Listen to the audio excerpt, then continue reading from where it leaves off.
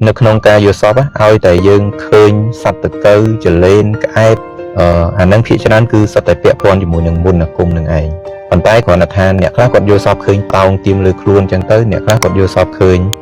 គេយកមកឲ្យគាត់ហើយបើសិនជាយើងយល់សពឃើញរបៀបដូចនៅក្នុងរបស់ញ៉ាំជួនកាលជាបាយម្ហូបជួនកាលជាផ្លែឈើជួនកាលជារបស់អីផ្សេងអញ្ចឹងទៅគេយកមកឲ្យគាត់ញ៉ាំគាត់ផឹកអានឹងគឺបានន័យថាគេដាក់មុនអាគមគេធ្វើអីដាក់គាត់ហ្នឹងតាមរយៈចំណីតាមរយៈរបស់ញ៉ាំហ្នឹងឯង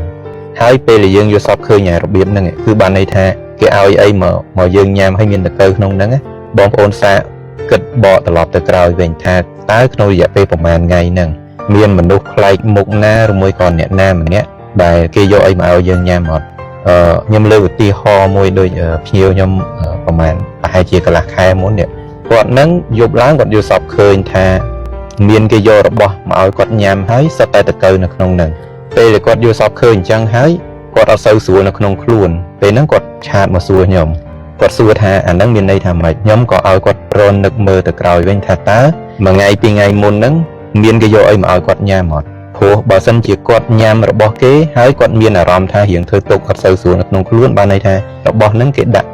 អ្វីដែលជាមុនអាគមទៅក្នុងហ្នឹងឲ្យគាត់ញ៉ាំហើយដល់ពេលគាត់គិតបកទៅក្រោយវិញបានគាត់នឹកឃើញថាអ្នកជិតខាងគាត់គេយករបស់មកឲ្យគាត់ញ៉ាំហើយគាត់